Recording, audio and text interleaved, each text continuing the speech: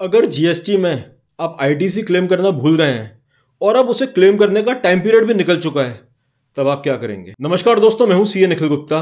मैं हमेशा बोलता हूं कि ITC earn is money earn and ITC lost is money lost. GST में आईटीसी की बहुत इंपॉर्टेंस है, लेकिन आईटीसी आपको इनवेरिएबली और अनफेटर्ड कभी नहीं मिलता है। उसको क्लेम करने की कुछ कंडीशंस हैं, कुछ रेस्ट्रिक्शंस हैं और एक डिफाइंड टाइम पीरियड है जो सेक्शन 16 सबसेक्शन 4 में बोला हुआ है, जिसमें बताया गया है कि किसी भी फाइनेंशियल ईयर का आईटीसी आप नेक्स्ट फाइनेंशियल ईयर की 30 नवंबर तक ही ले सकते हैं। मान के चलिए फाइनेंशियल ईयर 23-24 का कोई भी अगर आईटीसी है, उसे आप नेक्स्ट फाइनेंशियल ईयर मींस 24-25 की 30 नवंबर यानी मैक्सिमम 30 नवंबर 2024 तक ही आप उसका आईटीसी क्लेम कर सकते हैं। अगर वो डेट निकल गई तो आपका आईटीसी लैप्स हो जाएगा, वो आपको कभी नहीं मिलेगा। कई एसएसीज ऐसे हैं जो डिफरेंट हाई कोर्ट्स में इस सेक्शन 16 सबसेक्शन 4 के खिलाफ गए हैं। उन्होंने कहा कि एक बार हमारे पास अगर आईटीसी आ जाता है, फिर गवर्नमेंट उसको टाइम से नहीं बांध सकती। गवर्नमेंट ये नहीं कह सकती कि अगर 30 नवंबर तक आपने आईटीसी क्लेम नहीं किया तो आपको नहीं मिलेगा।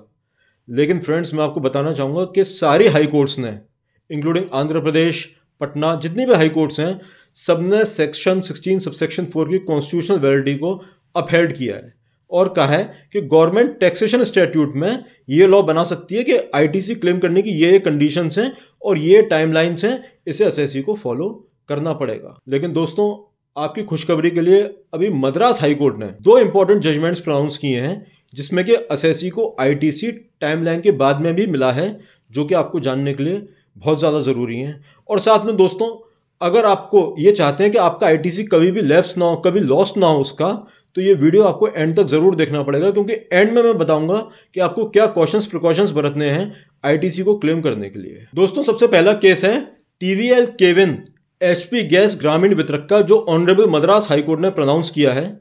इसमें एसएससी एक जीएसटी रजिस्टर्ड पर्सन है और फाइनेंशियल ड्यूरेस के कारण मींस फाइनेंशियल स्ट्रेस के कारण वो अपनी रिटर्न्स फाइल नहीं कर पा रहा था इलेक्ट्रॉनिकली, क्योंकि इलेक्ट्रॉनिकली उसको अपने जीएसटीआर 3 भी जब भी फाइल करेगा उसमें आईटीसी भी क्लेम करना है और उसे टैक्स भी पे करना है। और क्योंकि वो फाइनेंशियल स्ट्रेस में था, इसलिए वो इलेक्ट्रॉनिकली रिटर्न फाइल नहीं कर पा रहा था, तो उसने अपने जीएसटीआर 3 भी मैनुअली फाइल कर दी है अपने आईटीसी को क्लेम करते हुए। लेकिन असेसिंग ऑफिसर ने उसकी लायबिलिटी को तो स्वीकार किया, लेकिन मैनुअली जो उसने आईटीसी क्लेम कर लिया है वो स्वीकार नहीं किया। ऑफिसर ने बोला कि ये रिटर्न्स तो आपको ऑनलाइन भरने थे, अब क्योंकि आपने ऑनलाइन नहीं भरे हैं तो अब हम आपको आईटीसी का क्लेम भी नहीं देंगे। अल्टीमेटली एसएससी को ऑनरेबल मद्रास हाईकोर्ट जाना पड़ा। वहां पे एसएससी ने 2 बहुत ही इंटरेस्टिंग कंटेंशन रखे ऑनरेबल कोर्ट के सामने। पहला कंटेंशन रखा कि जब जीएसटी आया था तब उसमें 3 रिटर्न्स प्रिस्क्राइब थे, जीएसटीआर 1, जीएसटीआर 2 और जीएसटीआर 3। जो जीएसटीआर 2 रिटर्न है उससे आप आईटीसी को क्लेम करते, और जो जीएसटीआर 3 भी रिटर्न आया था, जो कि टेम्परेरी रिटर्न आया था, इनिशियली एक स्टॉप गैप अरेंजमेंट था, उसमें आप आईटीसी अवेल करते हैं और अपनी लायबिलिटी को डिस्चार्ज करते हैं। अब क्योंकि जो क्लेम करने वाला रिटर्न है जीएसटीआर 2,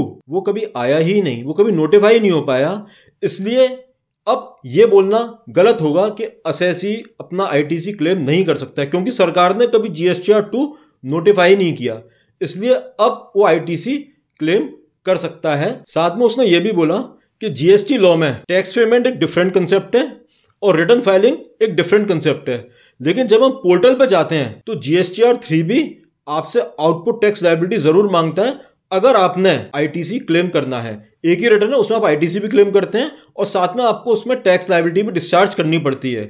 अगर एसएससी ये चाहे कि मैं आईटीसी तो क्लेम कर लूं लेकिन टैक्स लायबिलिटी को मैं डेफर कर दूं, तो वो जीएसटीआर 3B में नहीं कर सकता है, जो कि एक्ट के विपरीत है। फ्रेंड्स, ये दोनों ही जो एसएससी के कंटेंशन थे, ये कोर्ट्स को इंप्रेस कर पाए और ऑनरेबल मद्रास हाई कोर्ट ने एसएससी के फेवर में रूल किया। Friends, second case Shanmuga hardware again honourable Madras high court, बहुत ही इंटरेस्टिंग है। इसमें एसएससी ने अपने 3B में नील का फाइल किया, उसने आईटीसी भी क्लेम नहीं किया और टैक्स लायबिलिटी भी डिस्चार्ज नहीं करी। SSC was under the impression कि मेरा आईटीसी मेरी टैक्स लायबिलिटी से ज्यादा है, तो मैं आईटीसी भी क्लेम नहीं करता हूं और लायबिलिटी भी डिस्चार्ज नहीं करता हूं, इसलिए उसने जीएसटीआर 3 भी नील का भर दिया।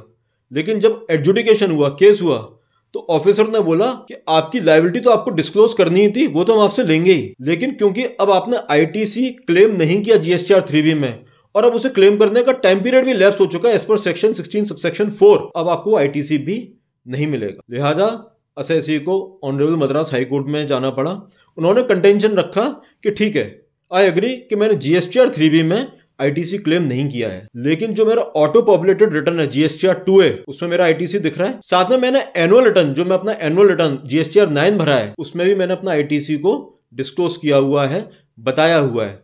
केवल जीएसटीआर 3B में आईटीसी क्लेम ना करने की वजह से मेरा जो आईटीसी है उसको आप लैप्स नहीं कर सकते हैं। फ्रेंड्स, इस केस में भी मद्रास हाई कोर्ट ने असेसी के कंटेंशन को स्वीकार किया और कोर्ट ने प्रोनाउंस किया कि अगर जीएसटीआर 3B में आईटीसी क्लेम नहीं किया है, लेकिन जीएसटीआर 2A में रिफ्लेक्ट हो रहा है और असेसी ने एनुअल रिटर्न में अपना आईटीसी को दिखाया हुआ है, तो उसका क्लेम बरकरार है, उसे क्लेम मिलेगा। फ्रेंड्स, ये दोनों केसेस बहुत इंपॉर्टेंट है और आप उसका यूज करना चाहिए जब भी आपका आईटीसी से रिलेटेड कोई भी इशू आता है। और फ्रेंड्स, आपका आईटीसी का लॉस ना हो, इसके लिए कुछ पॉइंट्स हैं जो मैं आपको बताना चाहूंगा।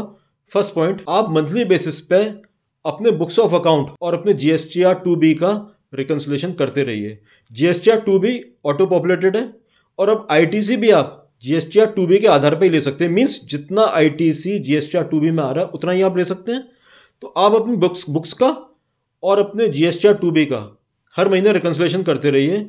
और अगर किसी सप्लायर ने आपका इनवॉइस नहीं दिखाया है या गलत दिखा दिया है, जिसकी वजह से वो आपके आईटीसी आप क्लेम नहीं कर पा रहे हैं क्योंकि वो आपके जीएसटीआर 2B में रिफ्लेक्ट नहीं हो रहा है, तो आप तुरंत अपने सप्लायर से बात करिए कि आपका ये इनवॉइस मेरे जीएसटीआर 2B में रिफ्लेक्ट नहीं हो रहा है।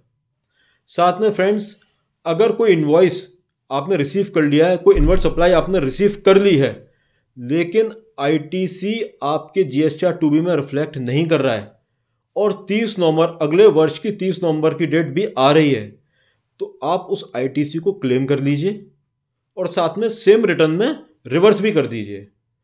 क्लेम करने और रिवर्स करने से जो पॉजिटिव होगा वो ये होगा कि आपने गवर्नमेंट की कंडीशन भी मानी, आईटीसी जितना है आपने उतना ही अवेल किया और यूटिलाइज किया, लेकिन साथ में आपने अपना राइट बरकरार रखा है कि अगर आप आईटीसी रिवर्स करते हैं, उसको क्लेम करने का राइट फ्यूचर में आपके पास रिक्लेम आप कभी भी कर सकते हैं। तो फ्रेंड्स, ये पॉइंट्स आप हमेशा दिमाग में रखेंगे तो आपका आईटीसी का लॉस कभी नहीं होगा। Thank you.